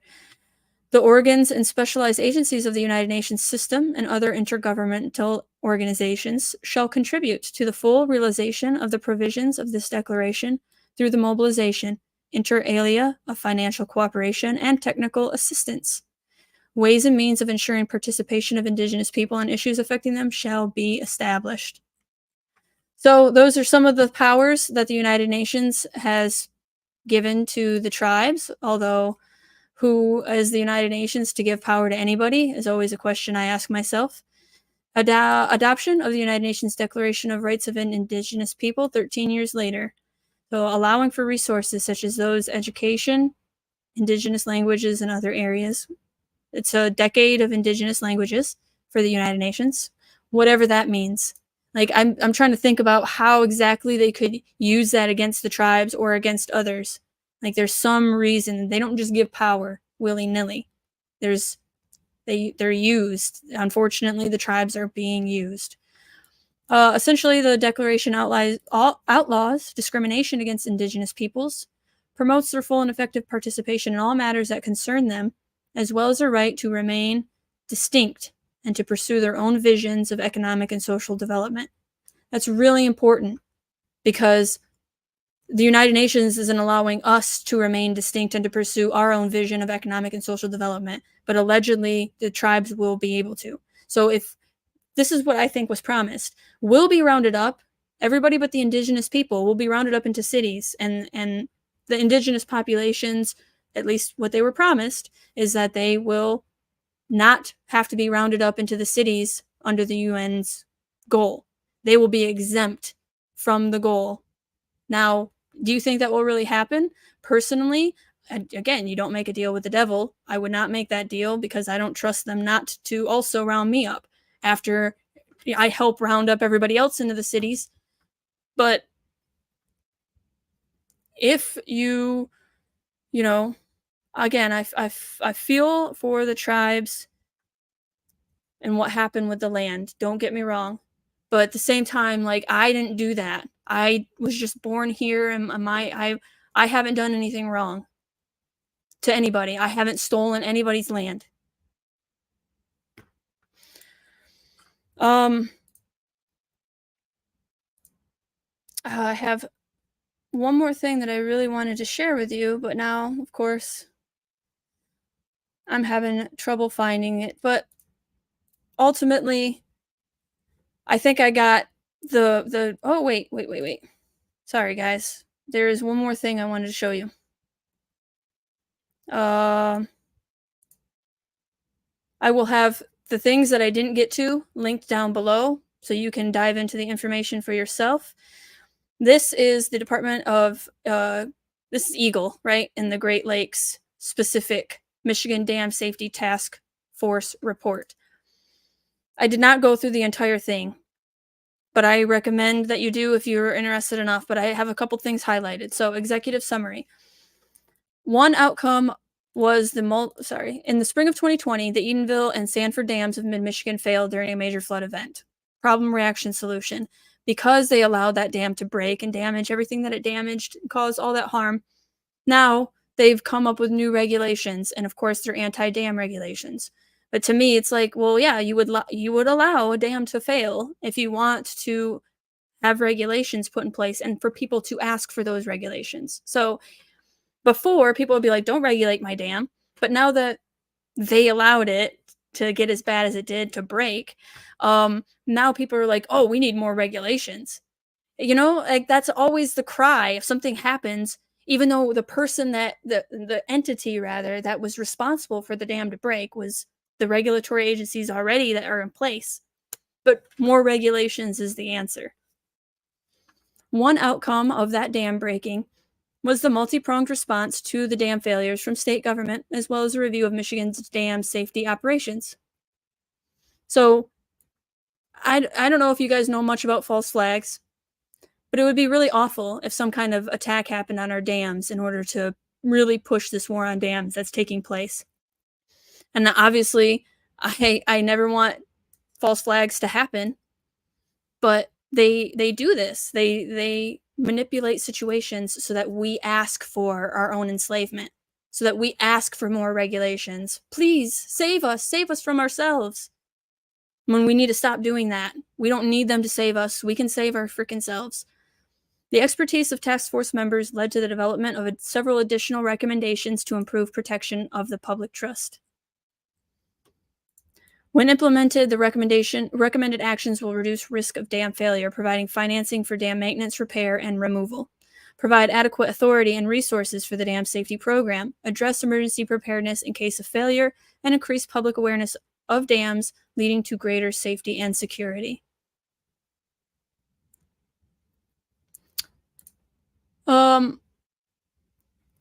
I am sorry, I identify as independent. Is that? I'm sorry, I'm not sure exactly what you're trying to say there, though, but thank you for being here. Eagle also intends to develop a plan for moving forward with the legislative changes and budget needs and engage stakeholders in the process. In addition, there is a lack of funding for dealing with problem dams. Therefore, the state is heading towards a grave situation where with many dams and significant investments are not made in the short and medium term. While this set of recommendations supports the many owners who want to retain their dams, removing a dam reduces the greatest amount of risk while also providing substantive ecological benefits. As such, these recommendations also aim to eliminate impediments to removal. Additionally, the task force recommends providing funding for dam removal when the dam owner is unwilling or unable to meet their obligations for maintenance and insurance.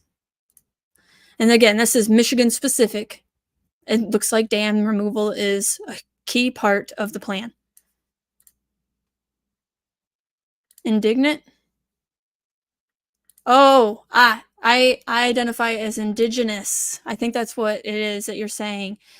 And, you know, like I said, I love all human beings. I have no problem with Indigenous people. The tribal leaders, rather, have made a deal with the central planners. So, you know, there are people that are going to be for or against what their tribal leaders are doing. I've heard from both sides.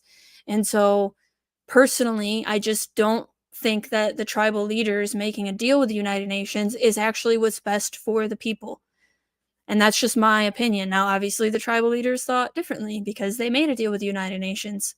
So that's up to each individual will decide whether or not they agree with their tribal leaders. I personally don't agree with any of my government leaders, United States government. So I don't, you may or may not agree with your leaders. Let me know if you do.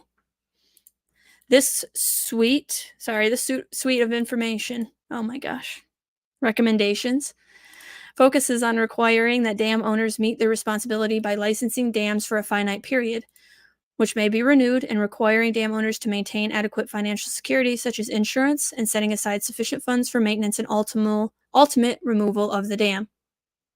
The task force further recommends revising and adopting laws and rules to clarify responsibility and roles of dam owners and the engineers they hire, state agency personnel, and federal entities. The task force also supports providing the DSP with the ability to respond to dangerous dams by initiating an emergency order that allows the dam operator or Eagle to allow temporary variance from court-ordered lake level. New legislation is recommended to address common land use issues, public awareness, and ensure accountability of dam owners. Several recommendations support greater communications and transparency to sharing relevant dam structure information between the state and FERC. So this is really why Consumers Energy is getting out of the hydro business. I found this, and this is 2021. So this is has a direct impact on the future of dams in Michigan, and they want dam removal for a majority of them. I also have a map I'll share really quick, and then I have to go make lunch. The Michigan Dam Safety Program is housed in the Water Resource Division of Eagle with the purpose of reducing and preventing dam failures. The construction, repair, maintenance, operation, and removal of dam over 6 feet in height and over 5 acres are impounding during the design flood. So you type in removal, you might be able to type in even 2030. There are 92 hydroelectric dams in Michigan that are regulated by FERC under the Federal Power Act. Now, here is the map that it's showing, and I'm going to end with this. These are all the dams in Michigan. Now, the white squares, I think, are private. Yes, owner is private. So they're not subject, I'm guessing.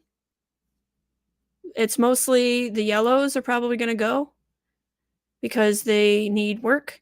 And then blue over here, satisfactory, fair, poor, unsatisfactory. So black definitely has to go. The little black circles here. So I will leave this for you to explore to see your dam. Now I will go to Hardy, by the way, and Hardy Dam's not even on. Where is it? Right there. So there is no Hardy Dam. None of the dams are here that are up for relicensing, retrofitting, or removal. I don't know exactly what that means, to be fair, but I thought it was interesting. Now, if the other river is the Sable River up here, and I don't think I see any, but I'm not really exactly sure. Anyway, please look and see if your dam is on here, what it says. I'm sure, though, unfortunately, like Morley Dam, I think is going to be removed. And that's awful for those people in Morley, which Morley's not a rich area. So you're destroying, people's livelihoods, even though it's just a little pond and you might not think it's much of anything. They have celebration on the pond in Morley, and the people that live there like to have their pond. So there's a lot of things going on. Unfortunately, the little guy, me and you, they have plans for us, and we have to be aware of them to say no to them. And so that's the whole goal of these videos.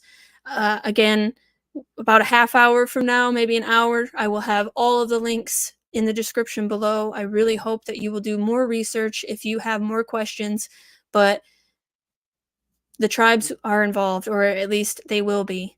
And unfortunately, that's bad news for people who want to keep the dams.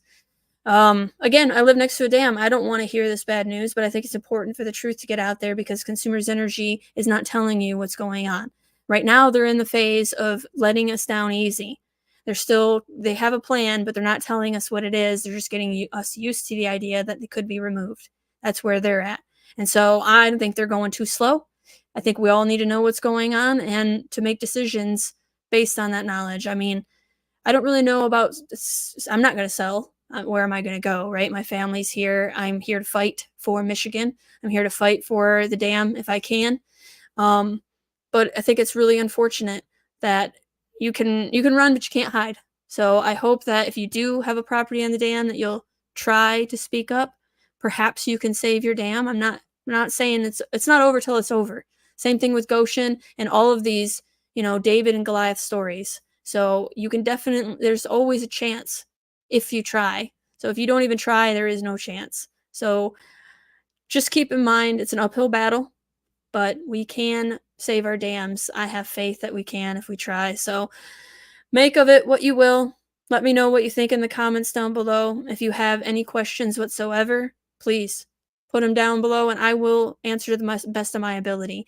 Again, this is the last hydro facility video that I'm going to do for a little while. There's so many other things going on, like the Michigan Healthy Climate Plan, which is directly involved with the dams, of course. But I'm hoping to get into some other stuff. Please check the community tab for different like votes, because I like to ask what you guys want me to dive into. And so I will be putting up a vote later on this week to see which thing you want me to deep dive into next. But thank you guys for hanging out, and I will see you tomorrow, where I should be talking about the 15-minute city, Grand Rapids. It'll be part 3 for that one as well. Found tons of information to share with you about that. So if you're interested to see what's going to happen to cities, please come tomorrow, hang out with me, 10 a.m. Eastern Standard Time. I'll see you tomorrow. Oh, sorry, Zoltan. I hear about Grand Rapids trying to restore the rapids in GR. I wonder if they were moving dams along the Grand Rapids in order to restore the rapids, if that's true. Yes, it is true, and that is what's happening. And hopefully you'll be here tomorrow to hang out, because I will be talking more about Grand Rapids. But yes, that's absolutely part of restoring the rivers to their natural flow and the Wildlands Project and all that. Thank you very much for being here and hanging out. I think it's Carlot Hernandez. Thank you. And then Connie. Great work, Michelle. I have been more interactive, but trying to process some great Michigan apples. Ooh, lucky. Yes, right now is the time for apples here in Michigan. Apple cider. I love that about fall. I'll be here for sure. Thank you, and see you tomorrow. Thank you, guys. See you tomorrow.